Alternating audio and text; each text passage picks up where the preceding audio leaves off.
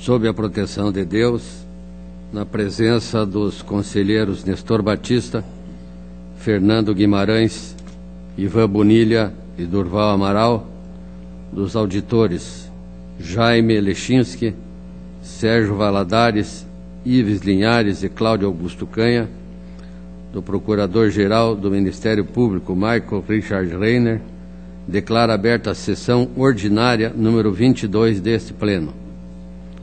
Ausente o conselheiro Caio Márcio por motivo justificado, ficando convocado o auditor Cláudio Canha para a composição do quórum.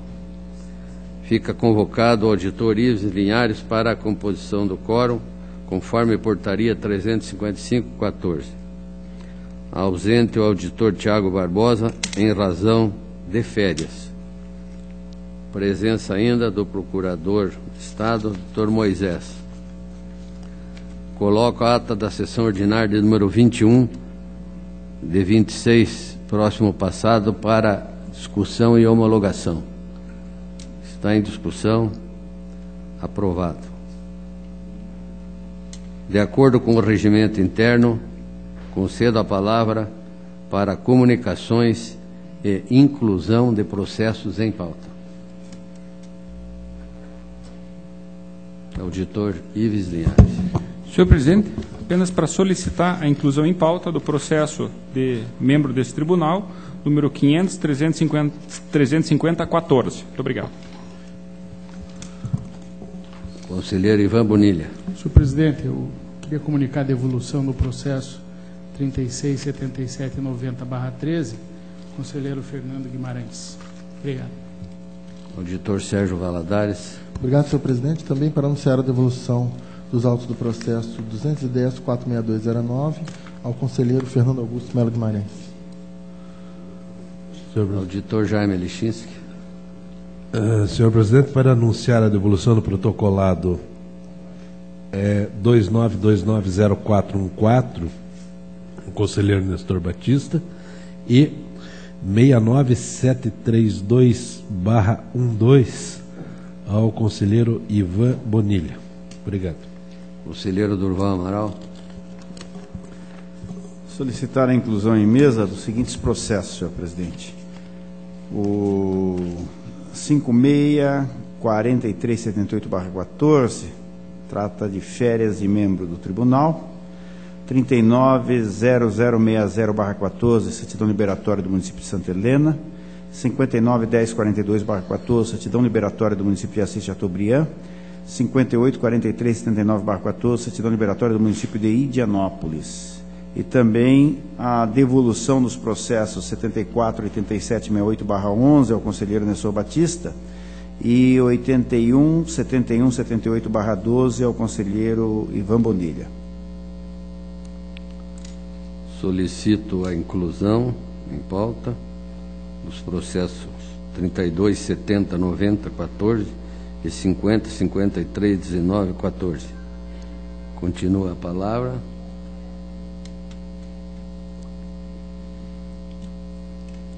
Tenho 2 comunicados a fazer antes do relato dos meus processos. Um trata-se de ofício da Diretoria de Contas Municipais, que estabelece novo regramento para apreciação das certidões. Desta forma, os municípios que entregarem o SIM-AM nos meses 6, 7 e 8 de 2013, entre 1º de julho a 4 de agosto, poderão obter certidão liberatória com validade até 4 de agosto. Os municípios que a partir de 1º de agosto entregarem também os meses 9, 10 e 11, poderão obter certidão liberatória com validade até 5 de setembro. Está em apreciação. Aprovado. A Diretoria de Análise de Transferência trouxe ao conhecimento desta presidência a existência de 450 processos cadastrados no CIT, que após criteriosa análise verificou poderem ser encerrados, por possuírem as seguintes características: pequeno valor de convênio e repasse inferiores a 8.000, convênio firmado por meio de concedentes municipais, os quais se encontram encerrados, cuja análise das obrigações formais e legais ensejaria dispêndios superiores às obrigações financeiras. Após fundamentada a explicação embasada nos princípios da economicidade, da isonomia e celeridade processual, a fim de evitar dilações indevidas no julgamento da lide e custo superior aos resultados pretendidos, a data recomendou que os processos arrolados no protocolo 58.027214 sejam encerrados.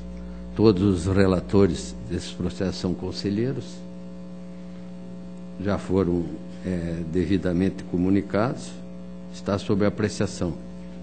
Aprovado. Processo que pedi inclusão em mesa, 32.70.90.14, é um registro de preço na modalidade de pregão presencial, é compra de mini desktop e 30 notebooks. Está sob apreciação. Aprovado. O 50.53.19 é um aditivo de contrato firmado com o CIEE, validade de 12 meses, uma variação de 6,28%. Está sob apreciação. Aprovado. Solicito a retirada de pauta dos processos 50.78.10.12, 62.94.64.12, 77.27.00.12, 84.26.60.12, 58.79.78.13 e 22.33.10.12, da pauta do conselheiro Fábio Camargo.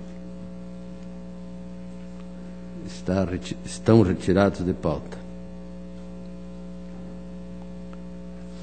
Para relato de sua pauta, passa a palavra ao conselheiro Nestor Batista.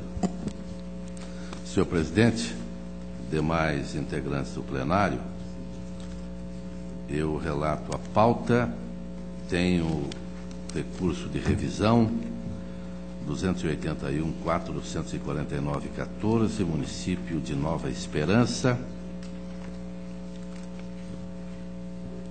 Pleno opinou pela aprovação das contas com ressalva e a recorrente pretende a revisão dos acordos no que tange à ressalva, realização de despesas sem licitação, alegando que os mesmos documentos não foram apreciados e as provas não foram, portanto, apreciadas e afastariam a ressalva relativa à aquisição de combustíveis. A DCM e Ministério Público são pelo conhecimento e provimento do recurso e esta também é a proposta do relator. Está em discussão, votação, aprovado. 266.644.14, trata-se de prestação do exercício de 2013 da Secretaria de Estado da Comunicação Social. A DCE, através de instrução, opinou pela regularidade das contas. Ministério Público também pela regularidade. E esta é a proposta do relator.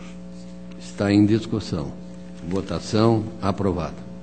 O 380.943.14, Fundo Judiciário, prestação de contas, exercício de 2013, responsabilidade do desembargador Guilherme Luiz Gomes. A Diretoria de Contas Estaduais opinou pela regularidade, Ministério Público pela regularidade, e esta também é a proposta do relator. Está em discussão, votação, aprovado. Agradeço a Vossa Excelência, ao doutor plenário, a pauta está atendida. Agradeço a Vossa Excelência, passo a palavra ao conselheiro Fernando Guimarães. Senhor senhor presidente e demais integrantes desse Tribunal Pleno, antes de relatar o processo da pauta, eu solicito a retirada do protocolo 210.462.09, município de Maria Helena, em função de problemas de distribuição que precisam ser ajustados. Está retirado de pauta. Tem a prestação de contas anual da Companhia Paranaense de Energia Elétrica, COPEL, exercício de 2013, protocolo 380.315, diretoria de contas estaduais e Ministério Público manifesto pela regularidade das contas, e essa também é a proposta de voto superior. Está em discussão. Votação. Aprovado. Os demais processos da minha pauta ou encontros em vistas ou os demais solicito adiamento. Eu agradeço a Vossa Excelência. Passo a palavra ao conselheiro Ivan Bonilha. Senhor presidente e demais integrantes dessa sessão de pleno, primeiro processo da pauta da Corregedoria, uma comunicação de arquivamento, protocolo é o 577658/14, município de Palmeira, interessada emissora e gerenciadora de cartões Brasil Limitado, despacho 1019/14. Da pauta da Corregedoria propriamente dita, das representações, tenho uma representação da Lei de Licitações, encaminhada por Itaú Unibanco S.A., em virtude de suposta irregularidade na contratação direta da Caixa Econômica Federal pelo município de Quedas do Iguaçu, a fim de prestar serviço de pagamento da folha de servidores municipais. Narra o representante que mantinha contrato com o referido município para pagamento de seus servidores com vigência até 10 de fevereiro de 2013. Não obstante, informa que, mediante dispensa de licitação, a municipalidade firmou o contrato com a Caixa Econômica Federal, publicado em agosto de 2011, por meio do qual o ente público se comprometeu a atribuir a esta instituição a prestação do aludido serviço em caráter de exclusividade a partir da instalação de sua agência no local. Nesse sentido, sustenta que a contratação direta afastaria a possibilidade de competição e a obtenção de proposta mais vantajosa para a administração e para os próprios servidores municipais. Na sua defesa, o prefeito sustentou que a escolha da Caixa está em conformidade com os artigos 164, parágrafo 3º da Constituição e o 43 da Lei de Responsabilidade Fiscal, que determinam o depósito das disponibilidades de caixa do município em bancos oficiais. Nesse sentido, informou que todos os serviços bancários financeiros da municipalidade foram centralizados naquela instituição financeira. Ainda que a dispensa de licitação para a contratação da Caixa foi fundamentada no 24, inciso 8º da Lei de Licitações, não sendo arbitrária ou abusiva. Por fim, alegou que a implantação da Caixa Econômica no município foi de grande importância para a população, que passou a ter acesso fácil aos programas e produtos oferecidos pela instituição financeira. A DCM opinou pela procedência da representação, com aplicação da multa do 87.4D da nossa lei complementar, ao senhor Edson Jusemar Hoffmann Prado, pela realização de contratos em licitação com a Caixa Econômica Federal. Também sugere seja fixado prazo para que o prefeito promova a anulação do contrato celebrado e proceda à abertura de licitação para o gerenciamento da folha de pagamento dos servidores municipais. Ademais, opina pela expedição de recomendação ao município para que se abstenha de assinar contratos com cláusulas penais que possam colocar em risco o patrimônio público. Isso porque o ente político, ajustou no contrato com a CEF cláusula penal estabelecendo multa de R$1 milhão no caso de descumprimento de qualquer obrigação por parte do município. A sua denúncia ou a sua rescisão imotivada ou motivada em razões diversas das indicadas no contrato. O Ministério Público manifesta-se pela procedência da representação com a adoção das medidas sugeridas pela unidade técnica. A representação, senhor presidente e demais integrantes dessa sessão, é improcedente. Inicialmente, cabe destacar que a questão acerca da movimentação de recursos públicos em instituições financeiras encontra-se consolidada nesta Corte, no Acórdão 122/2009 do Tribunal Pleno, proferido em sede de consulta, com força normativa, portanto, e nos termos do julgado, No caso da folha de pagamentos, pode o ente público realizar licitação para a oferta de sua exploração econômico-financeira ao mercado, observada a legislação do Banco Central do Brasil. Isso porque o depósito bancário referente à remuneração dos servidores não constitui disponibilidade de caixa, de modo que não se submete ao contido no parágrafo 3º do artigo 164 da Constituição. Veja-se que o acórdão permite a contratação de instituição financeira por meio de processo licitatório para a gestão da folha de pagamento, mas não obriga sua realização. Assim, apenas a análise do caso concreto evidenciará a regularidade ou não do contrato firmado com o respectivo banco para a prestação de serviços de pagamento da folha dos servidores. Na hipótese em tela, verifica-se de fato que a instalação de uma agência da Caixa no município de Quedas do Iguaçu gerou benefícios à população local diante dos diversos programas sociais conduzidos pelo referido banco. Segundo aduziu o gestor municipal, a Caixa é uma empresa pública destinada primordialmente à execução de políticas públicas do governo federal, operando no setor habitacional, administrando o FGTS e diversos programas sociais, além de outras finalidades.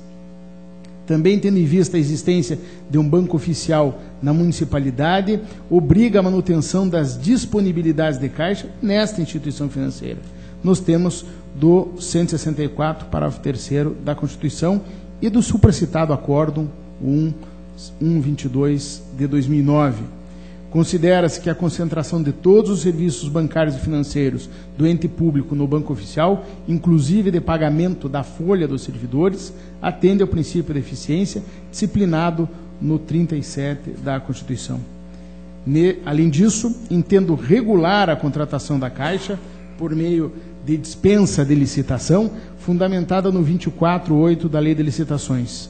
Nesse sentido, já decidiu o TRF da 4ª Região, destacando que não é legítima a contratação com dispensa de licitação da Caixa Econômica para a prestação de serviços pertinentes ao seu objeto, não é ilegítima, perdão, a contratação com dispensa de licitação da Caixa Econômica Federal para a prestação de serviços atinentes ao seu objeto de atuação.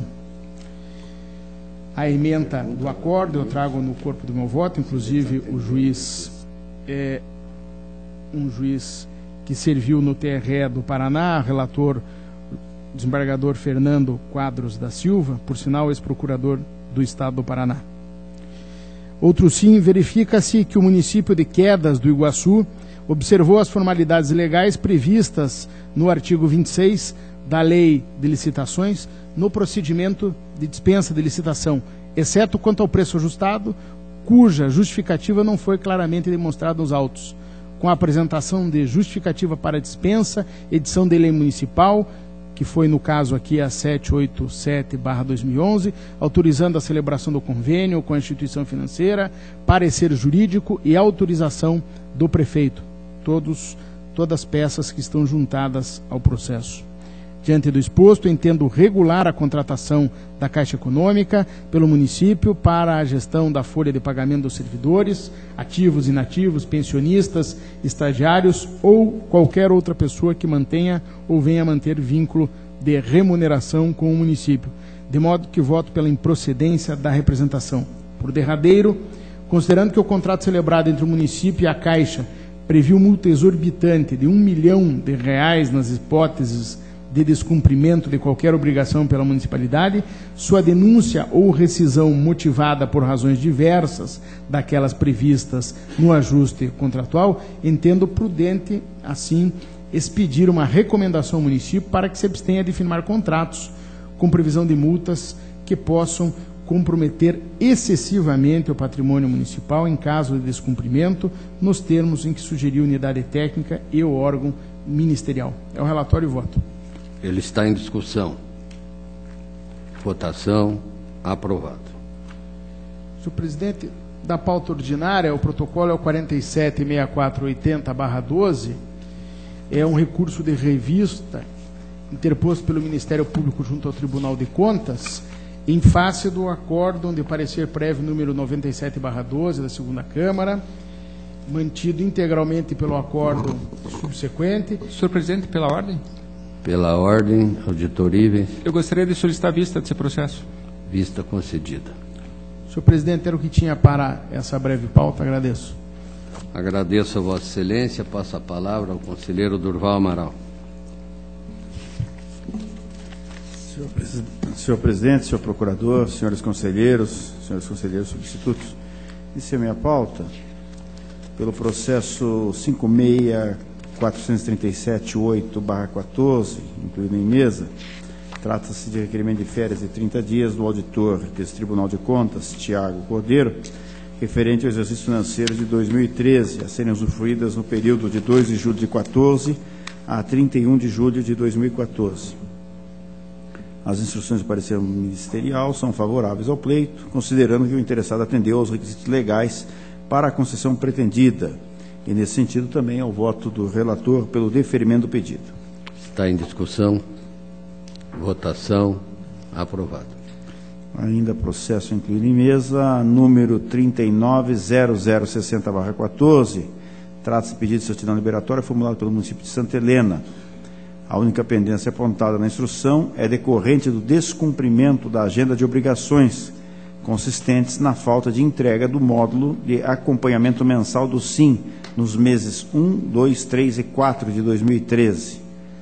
Acatando o opinativo ministerial, oportunizou-se o contraditório ao município, tendo esclarecido que os referidos atrasos tiveram por base a troca do sistema operacional do município, a gerar problemas que estão sendo solucionados. Requeriu a aplicação do entendimento lavrado no acordo número 3.324/14, que condicionou o deferimento da liberatória à celebração de compromisso de conduta perante o Tribunal de Contas do Estado do Paraná, quando há pendência junto ao SIM-AM. Diante disso, pontuou os prazos em que estaria procedendo a alimentação do SIM-AM, requerendo a expedição da liberatória. Em face disso, a DCM apregoou a razoabilidade da proposta, entendendo-a tecnicamente admissível e, ao que parece, passível de ser aceita. O órgão ministerial opinou pelo indeferimento, mas ressalvou a possibilidade do expediente seguir o entendimento já delineado por essa Corte nos acórdãos 3.875/14 da Primeira Câmara e 3.324/14 do Tribunal Pleno, deferindo-se o pleito, desde que o pedido seja analisado pelo órgão colegiado pleno dessa Corte. Consoante consignado pelo interessado, pela unidade técnica e pelo órgão ministerial, há precedentes nesta Corte que, diante da existência de pendência junto ao SIM-AM, permite-se a concessão da certidão liberatória, em havendo por parte da municipalidade compromisso de regularização da situação excepcional, a teor dos acórdãos 3.875/14 da Primeira Câmara e 3.324/14 do Tribunal Pleno. Assim, com fundamento no artigo 292-A do Regimento Interno, voto pelo deferimento do pedido, expedindo-se a certidão liberatória requerida pelo município de Santa Helena com validade de 60 dias. É o relatório e voto. Está em discussão. Votação. Aprovado. Processo 56.40.76/14, também incluído em mesa, encerra os presentes autos pedidos de certidão liberatória formulado pelo município de Assis Chateaubriand. Na instrução dos autos, verifica-se que apenas 2 expedientes obstariam o deferimento da certidão no entendimento da Diretoria de Execuções e Ministério Público junto ao Tribunal de Contas, os quais concluíram pelo indeferimento do pedido. Contudo, em relação a tais processos, há que se proceder a uma investigação mais minuciosa em relação ao seu efetivo descumprimento, mediante um breve histórico dos processos indicados. Relativamente ao acordo de parecer prévio 356/13, veiculado nos autos número 16.3871/10, cumpre explicitar que há despacho emitido pelo seu relator, determinando a intimação do município para a apresentação de esclarecimentos evidenciando o cumprimento do item 2 do referido arresto. Compulsando o referido feito, infere-se que não há nos autos certidão de decurso de prazo, o que permite concluir que não se verificaria ainda o estrito descumprimento de decisão desta Casa ao obstar a certidão liberatória. No concernente ao acórdão número 5465/13, lavrado nos autos número 434860/11, abstrai-se do mesmo que houve determinação ao município que remetesse os processos de admissão com a anotação de julgamento pelo registro a este tribunal para atualização de sua base de dados. Há que se ter em mente que a simplicidade da determinação não reflete a mesma singeleza para o seu cumprimento, haja vista que, compulsando o feito original do relatório de inspeção, autos número 434860/11, percebe-se que as admissões que se ressentem da ausência do registro compreendem um período de 1988 a 2009. Diante de um lapso temporal tão grande, é razoável supor a dificuldade no cumprimento da decisão dessa Corte, haja vista que é muito provável que muitos desses documentos não possam ser concretamente encontrados. De start, tendo em vista dos prejuízos para a municipalidade que poderiam advir com o indeferimento da certidão liberatória, não convém negá-la, notadamente quando se tem em vista que, 1. A municipalidade tem evitado esforços para o cumprimento da decisão. 2. Que as admissões remontam a um grande período de tempo. 3. Que o envio das mesmas se prestaria apenas para a atualização da base de dados desse tribunal, a que, excepcionalmente, conceder a certidão requerida. De todo o exposto, voto pelo deferimento do pedido, expedindo-se a certidão liberatória requerida pelo município de Assis Chateaubriand, com validade de 60 dias. É o relatório e voto. Está em discussão, votação, aprovado. Ainda processo incluído em mesa 58.43.79/14. Trata-se de pedido de certidão liberatória formulado pelo município de Indianópolis. Da instrução dos autos, verifica-se que apenas um expediente obstaria o deferimento da certidão no entendimento da Diretoria de Execuções e Ministério Público junto ao Tribunal de Contas, os quais concluíram pelo indeferimento do pedido.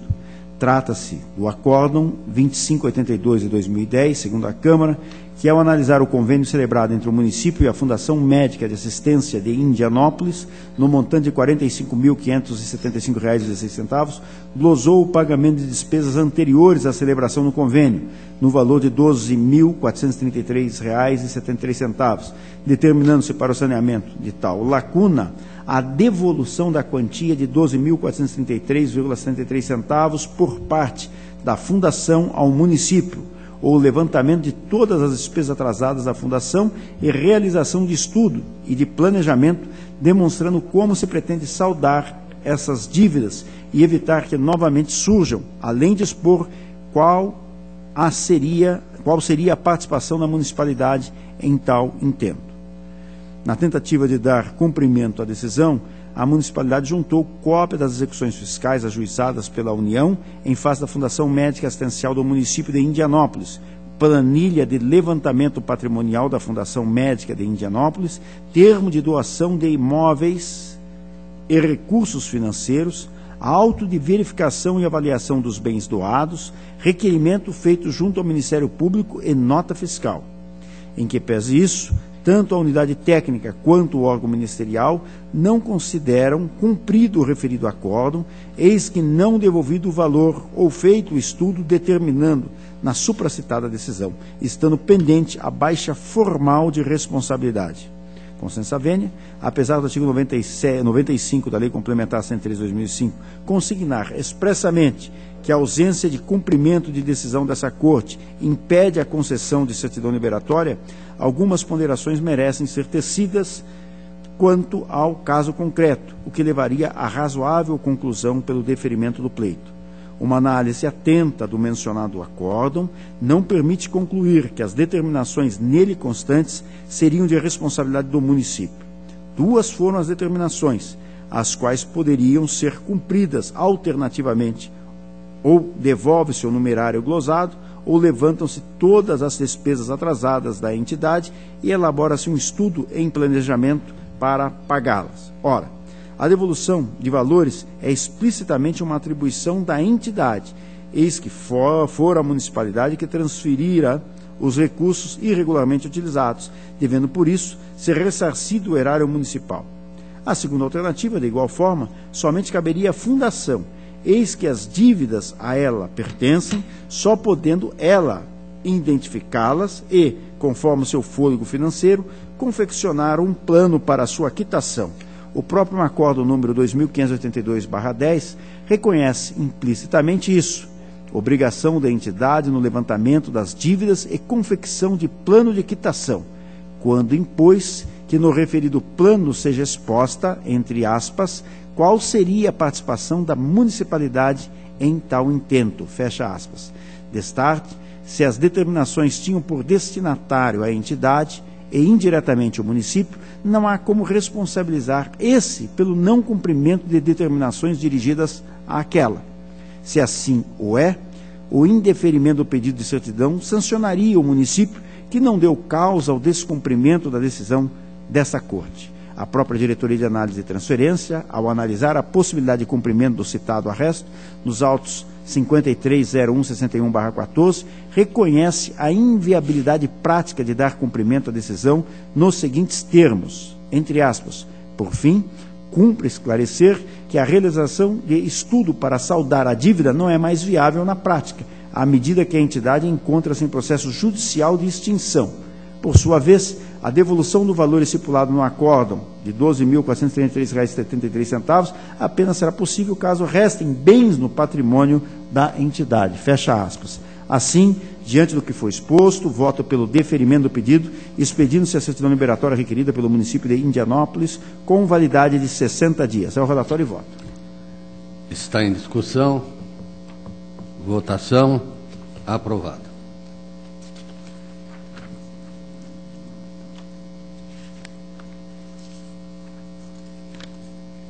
Senhor presidente, tenho também aqui o processo 38.8041/12, a qual solicito adiamento. Está adiado.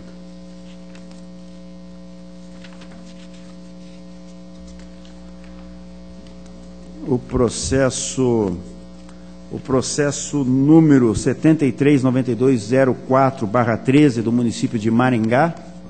Senhor presidente. Pela ordem. Eu solicitaria vista, se não houver oposição. Vista concedida ao conselheiro Fernando Guimarães. O processo número 557688/13 do município de Morretes. Senhor presidente, Pela ordem. eu solicito vistas desse processo. Vista concedida. E o processo número 139819/13, que também solicito adiamento. Está adiado. Minha pauta está cumprida, agradeço. Agradeço a Vossa Excelência. Passa a palavra ao auditor Jaime Lechinski. Senhor presidente, eu agradeço, no entanto, eu não tenho processos a relatar. Obrigado. Auditor Sérgio Valadares. Obrigado, senhor presidente. Eu tenho um recurso de revista, processo 6978914, que trata de recurso ajuizado pelo senhor Luiz Carlos Braga, aprovado no concurso público regido pelo edital 2 de 2006 para o cargo de agente de saúde, combate ao Aedes aegypti, dengue, do município de Esperança Nova. Recurso interposto em face do acórdão 328613 da segunda Câmara, que negou o registro de admissão do recorrente em razão dos seguintes fatos: veiculação e publicação do edital em aparente data anterior à própria edição, ausência de publicação da nota de outro candidato, ofendendo o princípio constitucional da publicidade. E terceiro fato, composição da banca examinadora incompatível com a formação exigida pelos cargos objeto do concurso. O interessado apresentou petição à peça 84 e o ilustre relator da decisão impugnada considerou o recurso apto e admitiu. No exame de admissibilidade, conheceu do recurso. A Diretoria de Controladoria de Atos Pessoal, em seu parecer 265514, peça 109, manifesta-se pela procedência do recurso e pela alteração do acórdão, de forma a se conceder o registro, a admissão, fazendo, entretanto, determinações corretivas para futuros certames do município. O Ministério Público de Contas, por sua vez, no parecer 315914, peça 110, opina pelo conhecimento e provimento parcial do recurso, mantendo, entretanto, a negativa de registro em razão da ausência de publicação da nota de um outro candidato e pela composição da banca, que não foi compatível com os cargos ofertados no concurso. Esse é o relatório, passo à minha proposta. Analiso cada um dos aspectos. Quanto à dúvida quanto à publicação do edital, o edital constou a data de 18/9/2006. Entretanto, ele foi publicado no jornal do dia 19 de agosto. O edital é de 18 de setembro, constou do jornal que seria anterior à própria data do edital. Mas isso, entretanto, ficou demonstrado que foi apenas um equívoco na data do edital, que, na verdade, ele era de 18 de agosto e foi publicado no dia seguinte, 19 de agosto. O recorrente informou que ocorre simples equívoco na publicação no jornal O Moarama Ilustrado, veículo oficial de divulgação dos atos. No dia 20/9/2006, no dia seguinte, houve a publicação de uma errata, corrigindo o equívoco. A unidade técnica e o Ministério Público entenderam suficientemente esclarecido o caso. Segundo ponto, a ausência de publicação da nota do outro candidato. O recorrente afirma que a ausência de publicidade não trouxe prejuízo, uma vez que o outro candidato, o senhor Odair José Escarço, também servidor municipal, nunca questionou a falta de publicação da nota. Cita a decisão do Supremo Tribunal Federal na ação ordinária de relatoria do ministro Dias Toffoli, que teve o mesmo entendimento. A Diretoria de Controle de Atos Pessoal entende que o ato administrativo deve sempre atender ao princípio da publicidade, porém não entende que o ocorrido deva ensejar a negativa de registro, opinando no sentido que se registre sem prejuízo de determinação. O Ministério Público, como já dito, entretanto, manteve o fato como impeditivo. Eu faço minhas considerações. Primeiramente, ressalto que o princípio da publicidade previsto no artigo 37 caput é norteador de todas as atividades da administração, regendo a estruturação do direito administrativo. Nesse sentido, é fundamental que o princípio seja observado, obviamente. A não publicação da nota de todos os candidatos é falha que pode esconder desvios mais graves, como favorecimentos pessoais. Sabemos como se faz isso. O edital prevê 3 vagas, mas depois são convocados 50, sem as notas dos outros 47, e isso dá margem realmente a distorções graves. Mas não é o caso aqui, porque havia apenas um outro candidato que não obteve a nota mínima de corte e não impugnou esse ponto. Então, deixando claro a determinação no sentido de que o município, em futuros concursos, publique a nota de todos os candidatos, como, aliás, fez o Tribunal de Contas no concurso de 2006, publicando a nota dos 30 mil candidatos, do primeiro ao posição 30 mil e vai pedrada. 3. Composição da banca examinadora incompatível com a formação exigida pelos empregos ofertados. Em sua defesa, o recorrente informa que o concurso buscava o preenchimento de vagas para 3 cargos: médico, auxiliar de consultório dentário e agente de saúde. Desses cargos, apenas o de médico exigia nível superior e os demais nível médio. A banca examinadora foi composta por 3 membros com nível superior, 2 bacharéis em direito e uma pedagoga. Afirma ser disso no tribunal o entendimento de que existe dificuldade para encontrar profissionais em diversas áreas, especialmente na questão do médico. Além disso, aduz que, no concurso, o emprego de médico não teve inscrições e que a única candidata ao emprego de auxiliar de consultório dentário foi declarada ausente, o que descartaria a necessidade da banca examinadora. Então, resumo a situação, mas no caso concreto, a composição da banca não prejudicou o concurso. E com essas considerações, eu acompanho a proposta da Diretoria de Controle de Atos Pessoal, no sentido que se conheça o presente recurso para, no mérito, dando-lhe provimento, considerar legal e determinar o registro da admissão do senhor Luiz Carlos Braga no cargo de agente de saúde, combate, no caso, ao Aedes aegypti, vetor da dengue. E sem prejuízo de que se determina ao município que nos futuros certames, nos futuros concursos públicos e testes seletivos, observe o princípio da publicidade, deixando claro todos os atos praticados, especialmente publicando as notas de todos os candidatos. É o voto, senhor presidente. Ele está em discussão. Votação. Aprovado. Senhor presidente, era o que tinha a relatar. Agradeço a atenção. Agradeço a Vossa Excelência. Passo a palavra ao auditor Ives Linhares. Senhor presidente, eu tenho apenas o processo que eu solicitei a inclusão em pauta, é o 500-350-17, trata-se de pedido de férias do conselheiro Ivan Bonilha, a serem usufruídas no período de 12 de dezembro deste ano a 15 de janeiro de 2015. Todas as manifestações são favoráveis e esse também é o voto pelo deferimento do pedido. Em discussão. Votação. Aprovado. Era o que constava, agradeço, presidente. Agradeço a Vossa Excelência. Passo a palavra ao auditor Cláudio Canha. Agradeço, senhor presidente, mas não tenho processo em pauta. Tendo esgotado a pauta, deixo a palavra livre. Senhor presidente. Pela ordem, conselheiro Ivan Bonilha. Não, unicamente para registrar mensagem de condolências ao desembargador Miguel Kifuri, que perdeu a sua progenitora, que inclusive será inumada daqui a alguns instantes nessa capital, a senhora Solange Kifuri. Então eu gostaria de que ficasse registrado na sessão o nosso voto de condolências a esse desembargador. Que seja comunicada à parte as condolências de todo esse plenário. Nada mais havendo a tratar, declaro encerrada a presente sessão, comunicando que logo mais às 15 horas será iniciada a sessão extraordinária número 1 para apreciação das contas do senhor governador, exercício de 2013. Levante-se e apresente. Tem que esperar, né?